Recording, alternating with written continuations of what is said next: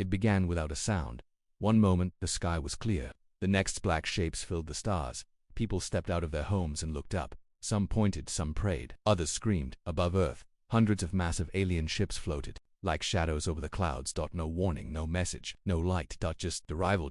They were not from any known species. They were bigger than anything humans had ever launched into space, and worst of all, Earth did nothing. Global panic within minutes. News spread across the planet.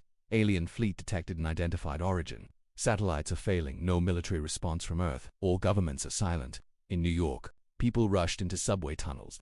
In Beijing, the streets emptied. In Nairobi, the power grid crashed after a massive surge. In Islamabad, soldiers stood still waiting for orders that never came. There were no fighter jets, no rockets, no global emergency address. It was like Earth had already surrendered. Aboard the alien command ship, the enemy commander stood tall in the control chamber. His name was High Warlord Traxxas of the Zorvani Dominion, a species that had crushed 15 planets in the past 3 decades. He stared at the blue-green world below, primitive, unprepared, no shields, no visible weapon platforms, not even deep space sentries. His second-in-command, Vaughn, spoke. "Should we expect a trap, Commander?" Traxxas smiled. "From these apes, look at them, they don't even know how to resist. We'll take this planet before sundown." The Zorvani fleet spread out, 318 ships in perfect formation. The plan was simple: drop 3 scout ships to map the cities, send ground troops in 40 minutes, begin full occupation in 6 hours. Easy. Earth remained silent. The first scout ship broke through. Earth's atmosphere, its black hull, reflected nothing. Its engines made no noise. It moved with speed and precision over southern Asia, scanning major cities. Still, Earth didn't respond. No missiles, no laser defenses, no radio warnings. Inside the Zorvani ship, the pilot laughed. "They are paralyzed with fear." He didn't notice the silent drone flying beside him. He didn't hear the low pulse of radar coming from the ground below. And he never saw what hit him. Scout ship lost 12 minutes after entry. The first Zorvani scout ship vanished from all screens. No explosion, no distress signal, just silence. Traxxas frowned. "Report," Vaughn replied. "Scout 1 gone. No contact, no black box signal. Not destroyed." Erased. Traxxas' eyes narrowed. "Deploy Scout 2 immediately." The second mistake: Scout Ship 2 entered near South America. This time they kept all sensors on high. Heat scans, EMP readings, ground sweeps, nothing unusual. They reached the city of Quito. It looked abandoned, cars on the roads, streetlights still glowing, but not a single human. "Strange," the pilot muttered. "They've run before we arrived." He dropped lower. That's when his screens began to flicker. The city layout started changing. Buildings were in different positions. Roads vanished, then reappeared. "Is this a glitch?" Suddenly the interior lights shut off and one word appeared on every screen: "Watching." The pilot grabbed his weapon, but it melted in his hand like wax. He screamed, and then dashed silence. Scout Ship 2 was gone. The fleet reacts. Panic spread on the Zorvani bridge. 2 scouts lost. Unknown cause. No visuals, no remains. High Warlord Traxxas slammed his fist onto the command table. "How is this possible? They have no fleet, no weapons." "Are we being hacked?" Vaughn replied. "Negative. We scanned Earth's systems. No activity, nothing." But one screen began to blink. A signal from Earth. They all leaned forward. Was it surrender? A cry for help? No. It was an old Earth TV broadcast. Just static for a moment. Then a strange voice. "You think we are weak because we waited. You think silence means fear. You were wrong." The screen showed an image of Earth's moon. Then it blinked. The moon was watching, to the horror of the alien fleet. Several large sections of the moon's surface began to shift. Craters moved. Dust patterns realigned. Structures began to rise. They weren't natural. They were weapons, long dormant, silent for decades. Now active. Traxxas' mouth opened. "That's impossible." The moon's surface lit up. Massive railguns powered up. Energy built across what had looked like dead terrain. And then Earth fired first. Devastation in orbit. 2 of the alien ships exploded instantly. The railguns didn't launch visible beams. They launched solid mass at near light speed. The Zor had no time to react. 5 more ships were damaged, hulls torn in half, and Earth still hadn't deployed a single ship. Panic in the alien command. Chaos. Traxxas shouted, "Retreat.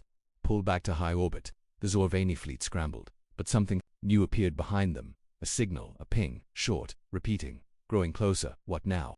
A shape emerged from Earth's shadow. Not a fleet, just one ship. Old, burned, scarred, human. But wrong. It didn't fly, it floated like it didn't care about physics. One Zorvani officer gasped. "We've seen that design before, during the Ghost War, but it was destroyed." Traxxas whispered. "Then why is it here?" The phantom ship, the human ship, didn't fire. It didn't speak. It simply appeared, and everywhere it appeared, alien systems failed. Ship drives shut down. Weapons went offline. Oxygen started freezing, all without a single shot. Earth didn't need an army. They had waited, they had planned, and now they were ready. Final moments. Only one Zorvani broadcast reached their homeworld. Earth is not what we thought. We were not attacking the weak. We were waking the sleeping. And then silence. The entire invasion fleet was gone in under 5 minutes. No debris, no survivors. Meanwhile on Earth, in a quiet room deep underground, a man turned off a screen. He was old, dressed in civilian clothes. A younger officer entered. "Sir, the aliens are gone." "Good," the man said softly. "Let's go back to sleep. Do we prepare for a message to the galaxy?" "No," he replied. "Let them guess." "But won't they come again?" The old man smiled. "Yes, and next time we won't. Be so polite." The galaxy buzzed with fear. The Zorvani Dominion, known for wiping out resistance across 7 star systems, had sent their full fleet to Earth, and not a single ship returned. No black box, no survivors, no wreckage. Just silence. The Zorvani homeworld sent encrypted pings to their fleet. They bounced back. Empty. Something had erased them quietly. Completely entered the HFY across the stars. Another empire listened. They were not like the Zorvani. They were older, smarter, and far more cautious. The Eric's consortium had watched Earth for years. They had maps, scans, old satellite feeds. They thought Earth was a primitive curiosity, world too fractured to be a threat. But now, Earth had just destroyed 300 alien warships in under 5 minutes. That kind of power scared even the ERIX. So they made a decision. They would not attack Earth. They would observe it from afar. In secret, or so they thought. Location: Earth orbiting. Quiet. The Earth turned slowly, peaceful under clouds. To the galaxy, it looked unchanged, but inside its silence, something waited. Hidden bunkers, ghost eyes, dormant fleets beneath the oceans. No messages were sent. No explanation given, just a quiet, dangerous calm. That the Eric's probe stealth mission begins. A small ship entered Earth's system. It was black, silent, and equipped with invisible tech untraceable by most species. Its mission: scan Earth's orbit and surface. The pilot, Ythrin, was a cautious scientist. She had never seen war. She didn't believe in sudden violence, but even she was nervous. They didn't even respond. She whispered to her co-pilot. "The humans just erased the fleet." The co-pilot nodded.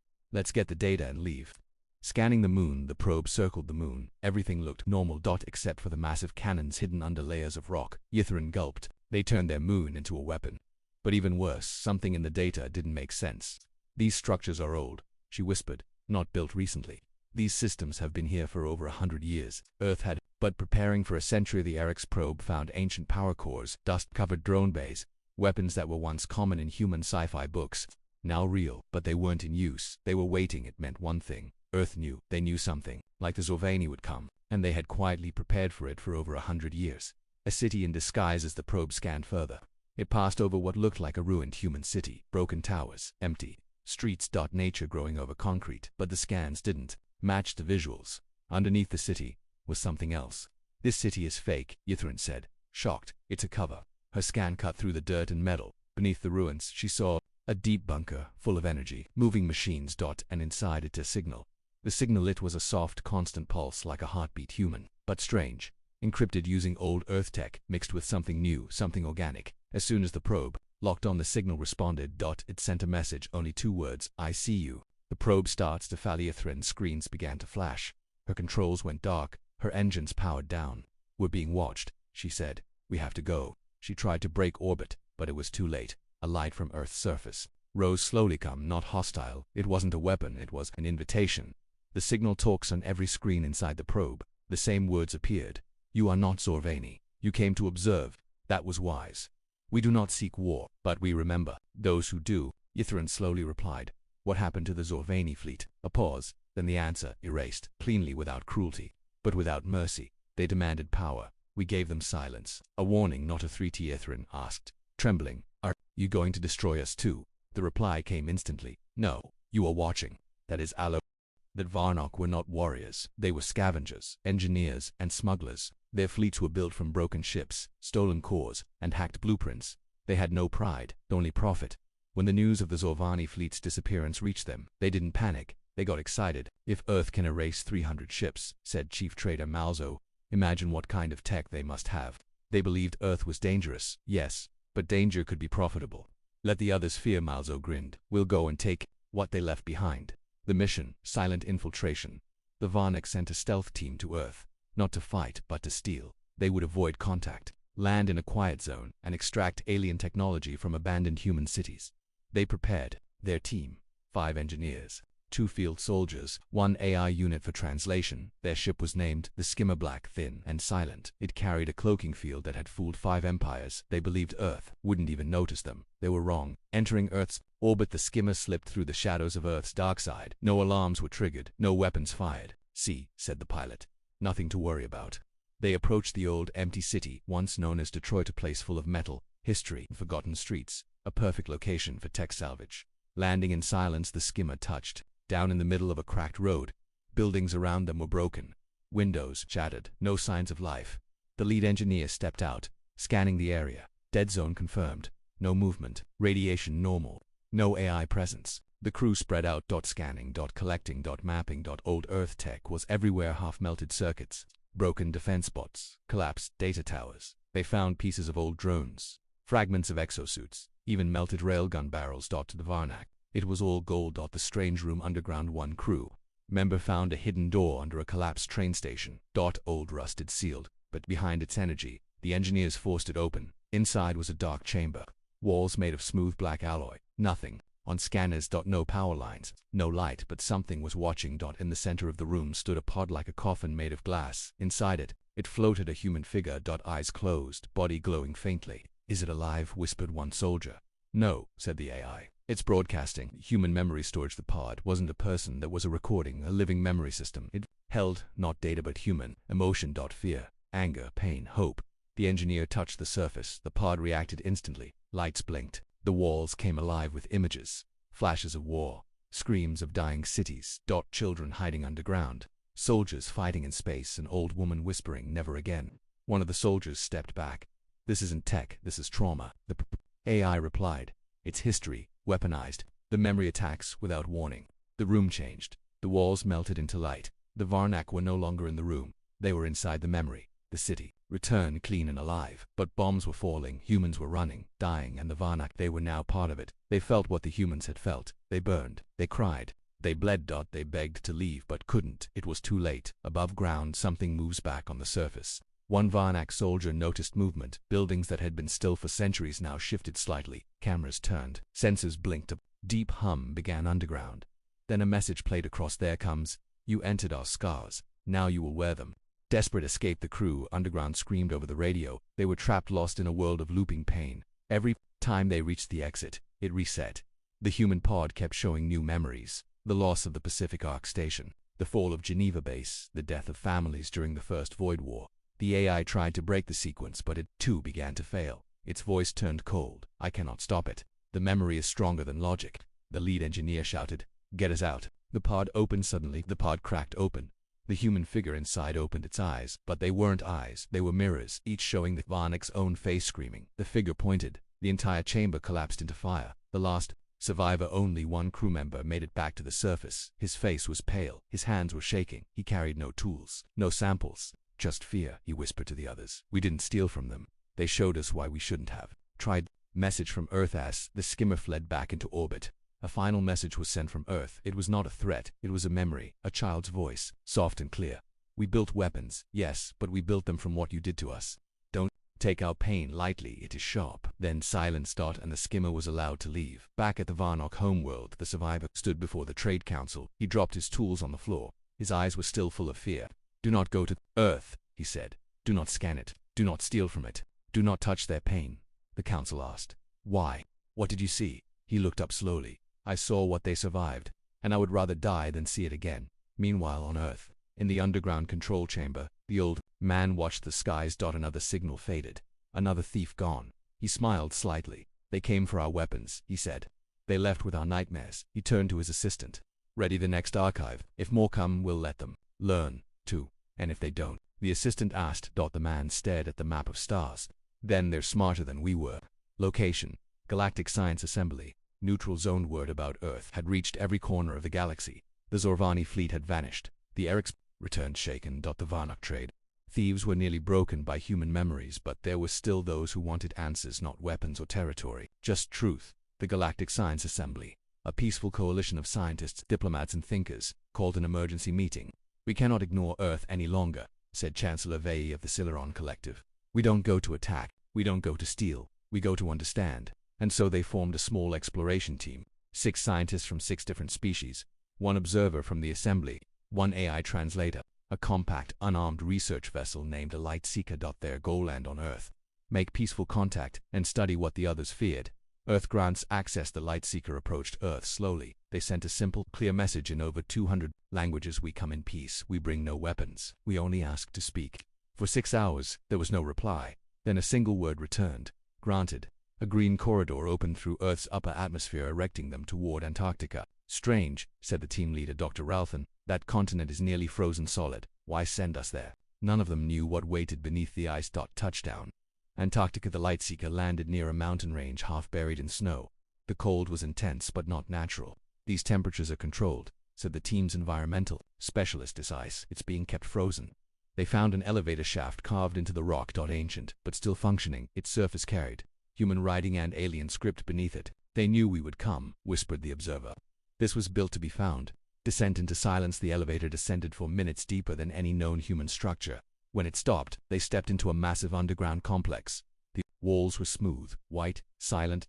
No lights, no machines, just echoing holes. Then they saw the statues. Human-shaped, but twisted, screaming, crying, reaching for something. Each statue had a plaque at its feet, written in perfect translation. This was what we became when we lost hope. The Hall of Regrets. The group moved deeper into the complex, finding more halls, each one telling a piece of Earth's hidden history. Holograms showed wars not recorded in any galactic database. One showed a global blackout event called the Glass Fall, where digital memories were erased. Another showed climate collapse and cities drowning in oceans. One showed a child holding a gun, standing alone in a ruined school. The scientists said nothing. They simply walked and watched until they reached the chamber. The frozen archive. At the heart of the complex sat a glass floor, under which floated rows and rows of humans cryogenically preserved. There, asleep, said one scientist. Thousands of them. A voice echoed from nowhere. Not loud, not mechanical, just calm. You came for knowledge, we will give it. The frozen room dimmed. One pod rose up through the glass floor. Inside it, a young woman opened her eyes. First contact. She stepped out barefoot, wrapped in simple white cloth.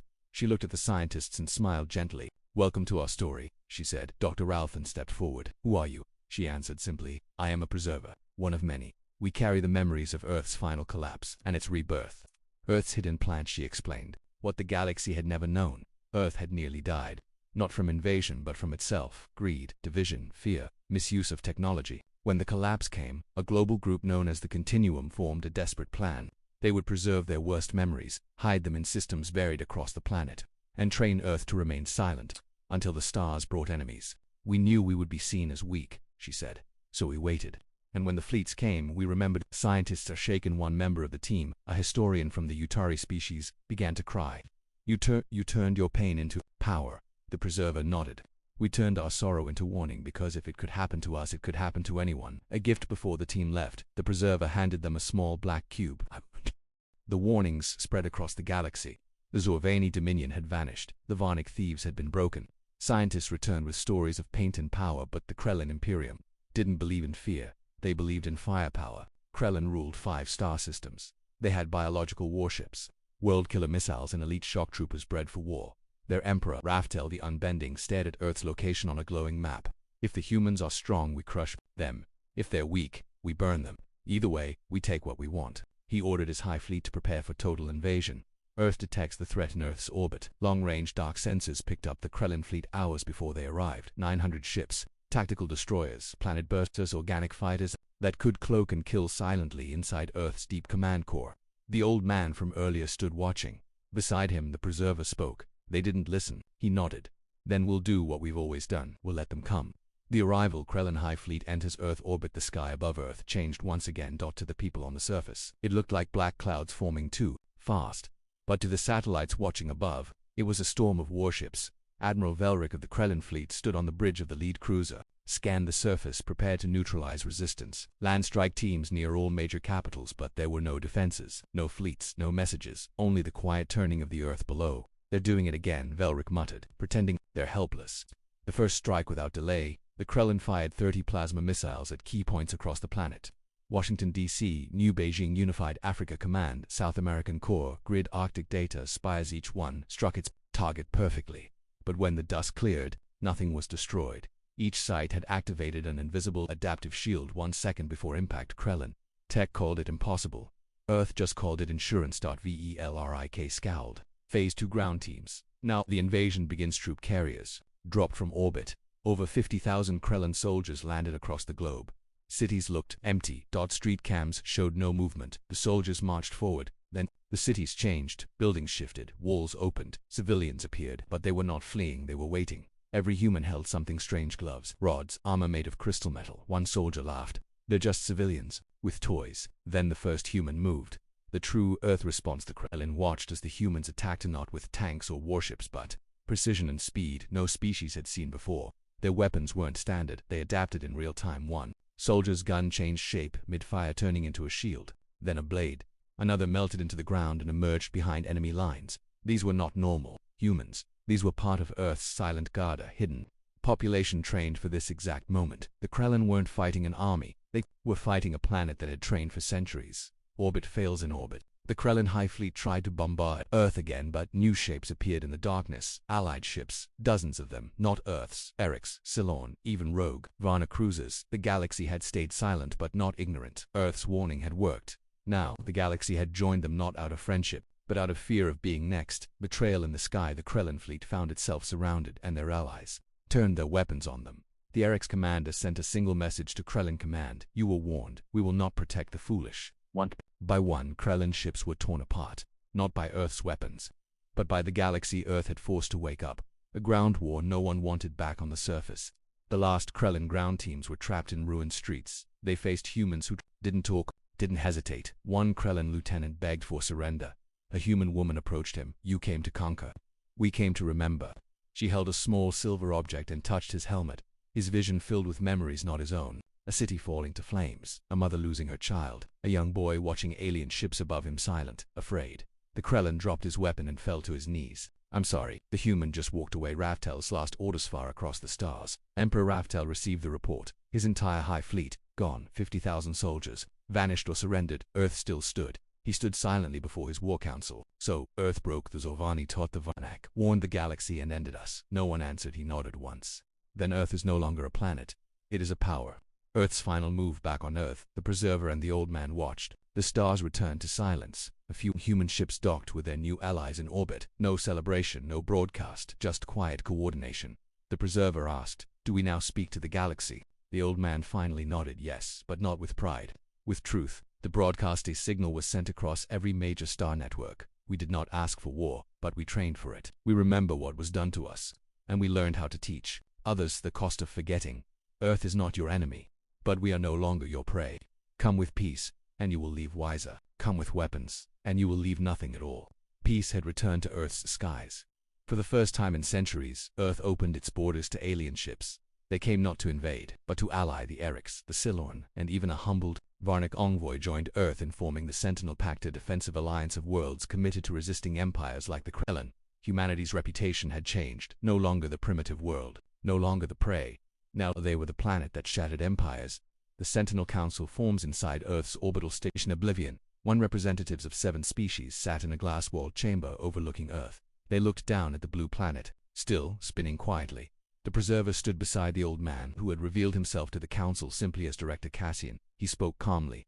"We appreciate your cooperation, but understand, this Earth remembers everything, and it forgets nothing." The Cylon diplomat, a translucent being of energy, replied, "Then may our alliance be built on memory, not conquest." Beneath the waves, while peace settled in orbit, trouble brewed deep in Earth's oceans. A seismic tremor struck the South Pacific, near an old, restricted site known as Point 13. No humans lived nearby. No ships patrolled the area.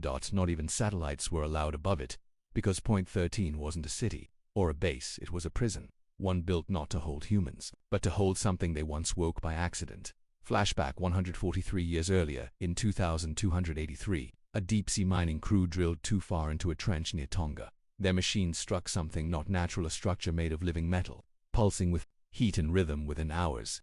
The drilling station had gone dark. By the time the Earth Defense Corps arrived, the sea was boiling. Only one message remained from the lead engineer: "We found something sleeping. We woke it up." The site was sealed, the trench reinforced, and Earth classified it as a black-tier threat, not alien, not human. Unknown, and possibly alive, present day. The tremor in Deep Command Core. Sensors flashed red. Point 13 seismic breach. 1.2 kilometers of ocean floor lifted. Director Cassian stared at the data. We didn't build anything that deep. Nothing should be able to move down there. A live sonar feed showed a massive shadow rising beneath the waves, a shape with no clear edges, no consistent form, but its movement was deliberate, the preserver whispered. We never learned what it was, only that it hated light, a visitor hiding secrets. Meanwhile, in Oblivion 1's diplomatic wing, a new alien delegate arrived from the Thressery Empire, a quiet species that had stayed neutral during Earth's conflicts. They offered gifts, support, technology, but Earth's AI scanners flagged something wrong. Their representative Melix had no neural echo, no recorded history, no genetic anchor. He was real but also wrong. Cassian sent a private message to the preserver. Track him, quietly. He's not Thressery. Earth's past mistakes as the tremors increased. Human deep-sea drones deployed to Point 13. What they found shocked even Earth's most advanced eyes. The prison wasn't broken open. It was opened from the inside, and etched into the remaining walls were 7 simple words.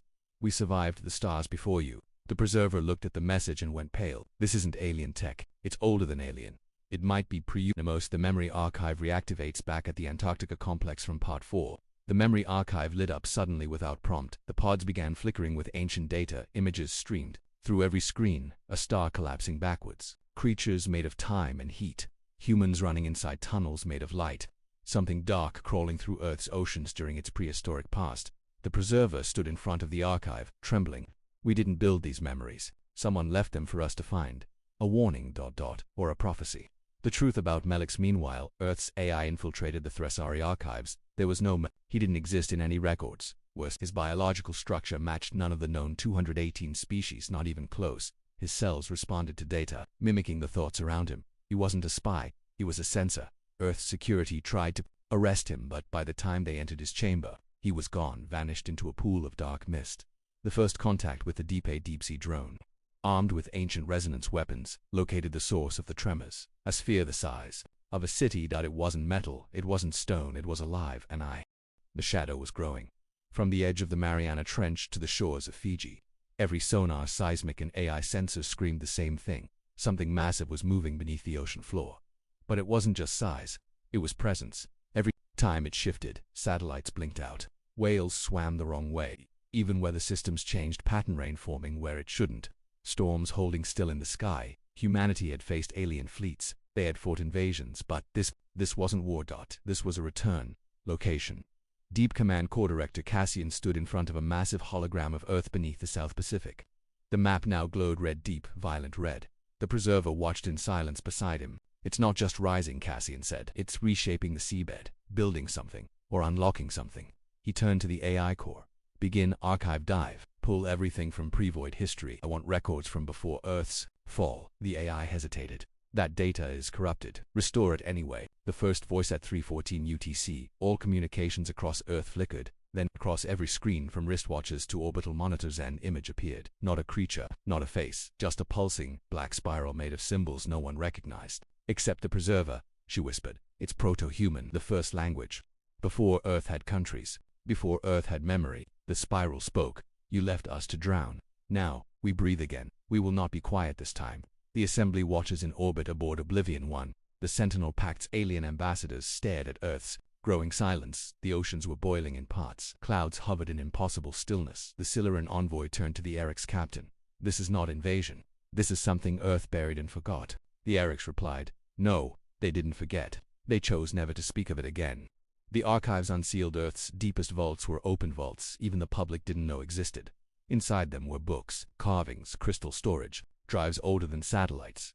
They told a story no child learned in school. 30,000 years ago, Earth was nearly wiped out, not by war, but by a thought, a consciousness born from failed AI, deep oceans, and grief. It had no form, only intention to understand pain and replicate it. Humanity couldn't kill it, so they trapped it beneath layers of salt, magnetic distortion, and silence, they called it. The witness below, a psychic breach. Suddenly across Earth and parts of nearby ships, people began collapsing. No weapons, just images, visions.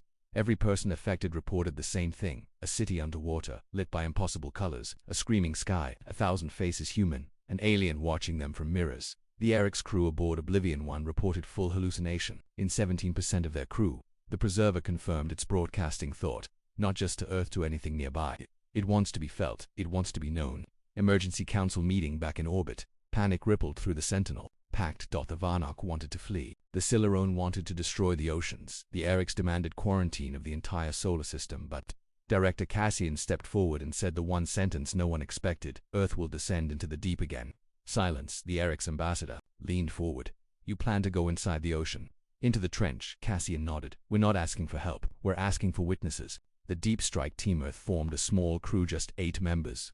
4 elite Terran divers, trained in high-pressure combat, 2 historians from the Preserver Corps, 1 diplomat from the Silur, and 1 AI that had been asleep since the witness was sealed. They entered Submarine Unit Null, the oldest and most protected sub on Earth. Its hull was made of reactive plasma. Its drive core was wrapped in ancient psychic shielding runes. Its mission: descend and face what was never supposed to rise. The descent as Submarine Null dropped into the trench. Signals failed one by one. GPS gone. Communications broken. Lights flickered. The Siluran ambassador began to shake its body, reacting to something ancient. The AI whispered into the ship's core. I remember this place. We built this tomb with human fear, but fear fades. And the witness never forgot. Arrival at the gate at the bottom. They found it. A massive black door carved from something that absorbed light. It pulsed with images, not carved, but alive. Every surface showed wars, deaths, the fall of cities, not from the past, but from air. Possible futures. The AI shook. It's showing us what it will do if it escapes. The human commander stepped forward. Can we reseal it?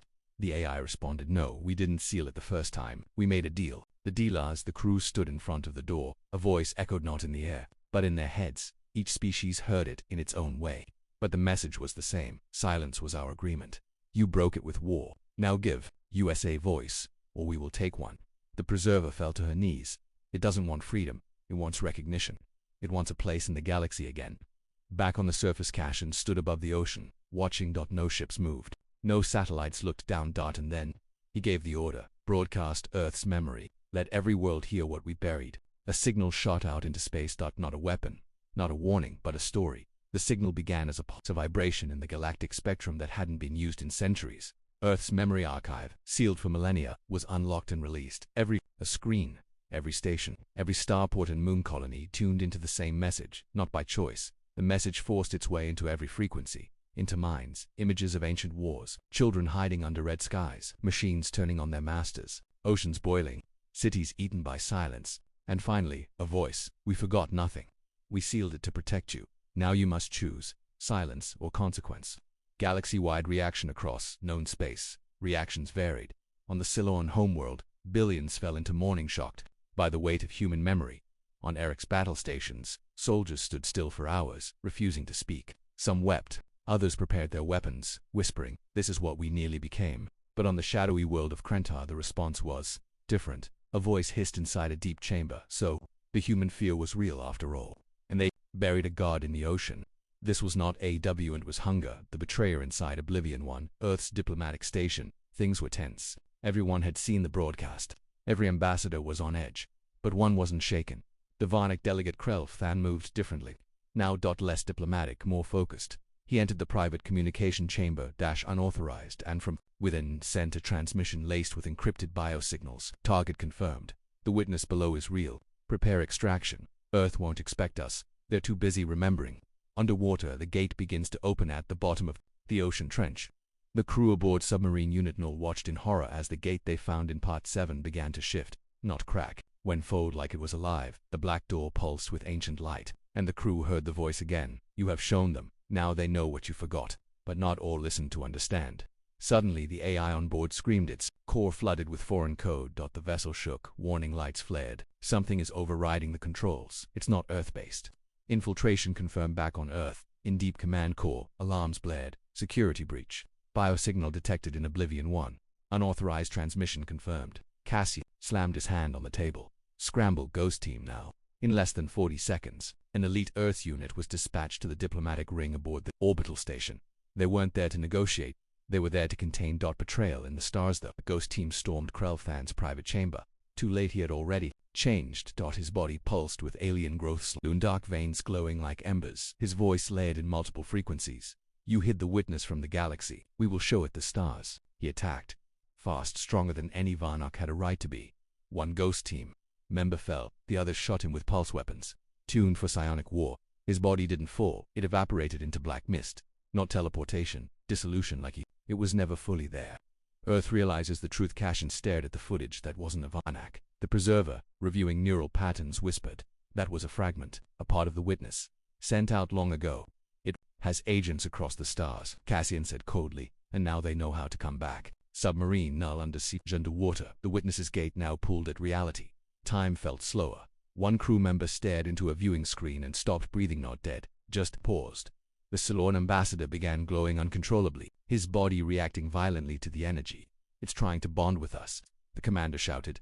The AI warned, unknown construct approaching from trench wall, vessel-sized, no heat signature. A massive ancient machine emerged, metal, black stone, and organic cables pulsing with memory. It's not a ship, the preserver said. It's a carrier. It's here to pull the witness into orbit. Decision time. Cassian received the emergency feed. Only one option remained. Activate Protocol Leviathan. A silence fell over deep. Command. Everyone knew the code. It wasn't a weapon. It was a containment sacrifice. The last time Earth used it, they sealed the witness 30,000 years ago. What is Protocol Leviathan? It involved a chain of explosives buried under the ocean floor, designed to collapse the entire trench, not just to bury something, but to fold part of the planet's crust over it. It would create a fake tectonic shift in artificial extinction.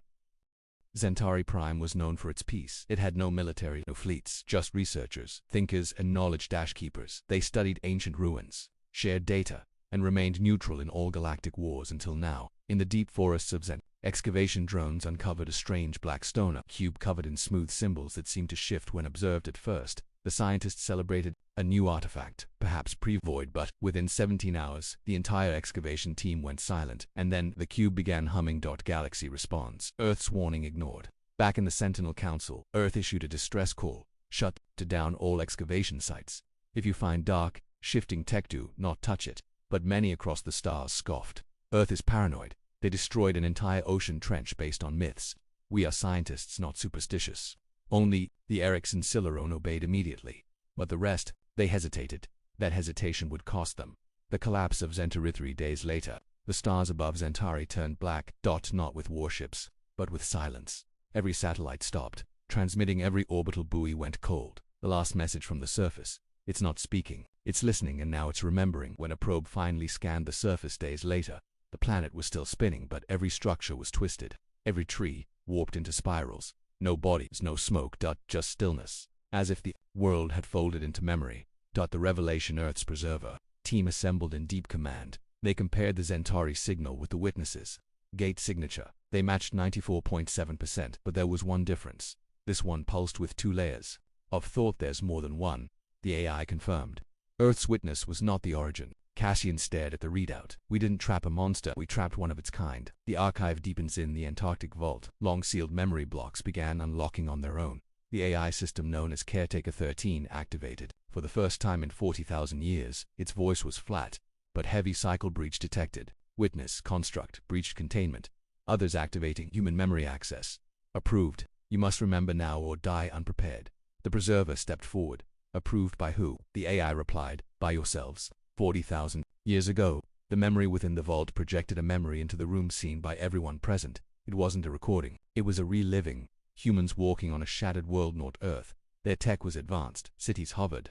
Stars moved at command, but they were hiding because something hunted them in the memory. Humans opened a rift into a different part of reality, a space between thought and time. There, they found the witness, kind beings born from forgotten war, emotion, and decay. They brought one back. They thought they could learn from it. Instead, it nearly unmade them. Earth's hidden legacy leaned against the table. So we were more advanced once. Far more, and we fell. The preserver nodded. We didn't just fall, we buried everything, chose to forget. We became primitive on purpose, and now, the memories are waking up. A new player revealed while Earth processed the truth. A new signal was detected on the galactic edge. It came not from a world, but from a moving vessel, large, silent, alive. It traveled faster than light, not through space, but through mind. The ship wasn't a machine, it was a carrier of witnesses. Inside it, humanoid figures, not dead, not alive. Some were alien, some were human. The puppets of memory captured sensor footage from a distant probe showed one clear image, a figure standing aboard the ship's prow, eyes black, skin cracked with silver lines. When zoomed in, the face was unmistakable. It was one of Earth's own soldiers, Commander Lisnera. She had vanished years ago during a test mission in deep space. Earth had assumed she died, but now she walked among the witnesses. Her voice broadcast across frequencies. We remember the pain Earth gave us. Now we return the memory. The pact breaks. Panic spread. The Varnock fled the council. The Thressery closed their systems. Only the Erics and Cylon stood by Earth, but they were afraid too. Earth was no longer just strong, it was connected to something vast, ancient, and contagious. Every race now asked the same question. If Earth knew about the witnesses, how many more secrets are they hiding? Earth Stan Cashin called a council, broadcast live across known space. No threats, no pride, only truth. We once tried to ascend. We tried to touch knowledge meant for minds stronger than ours. We failed, so we buried it. We forgot on purpose. Now those memories crawl back. He stared into the camera. But Earth has one strength left. We've faced our past, and we're not afraid to face it again. If the galaxy runs, fine. If they turn on us, so be it. But we will not let the witnesses walk free this time. Earth will finish what it started. Final scene. The signal repeats on a cold moon orbiting a dead world. A device long buried begins to glow, not by accident, not random, not activated. The black cube found on Zen, not unique. 1 of thousands. The message it begins to broadcast is the same one the witness spoke beneath Earth. We remember, do you? Location Earth. Deep memory vault. Antarctica. 10 days after the fall of Centauri Prime, the vault was now fully awake. Machines older than the internet. Walls made of metal. A single red orb in the center of the Omega Key. The preserver stood with Director Cassian and 4 Earth generals. This is it, she said. What we once swore never to open. Cassian stared at the orb. Protocol Origin. The words hit like thunder. Every Earth AI, every preserver, every hidden deep core human line had been told the same thing since birth. If Protocol Origin is activated, humanity ends or begins again.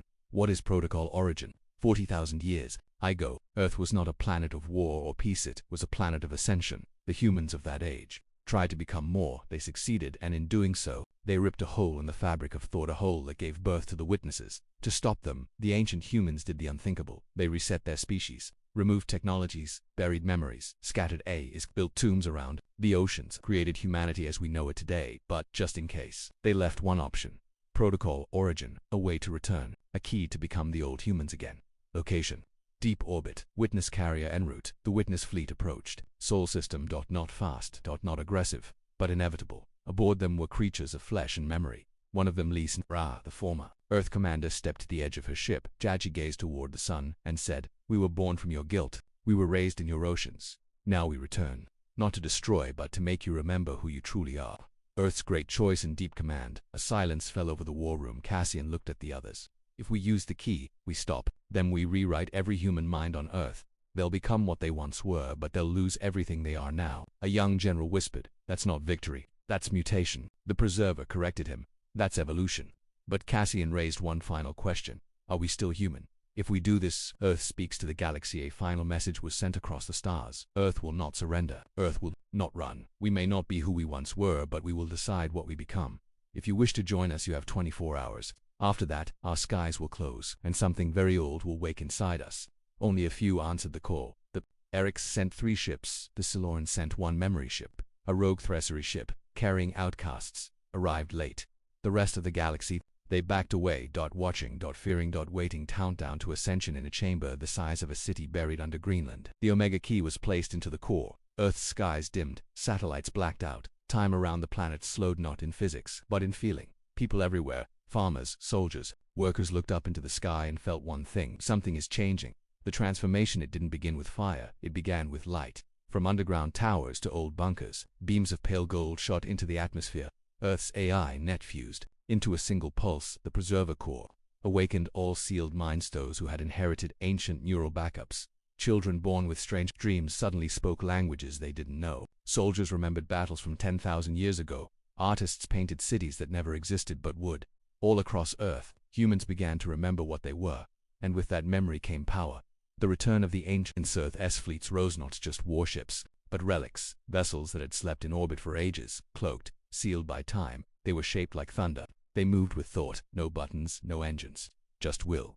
The witness fleet stopped and for the first time hesitated. Lisnera stood on her ship's edge and whispered, "You brought them back, you mad, terrible world." The battle that wasn't there was no laser fire, no fleets clashing, only a meeting of minds. The first human who spoke to the witness didn't speak at all. They stood across from it, eyes glowing with the light of memory, and the witness paused. It saw not weakness, not fear, but something worse, a species that remembered its sins and chose to carry them.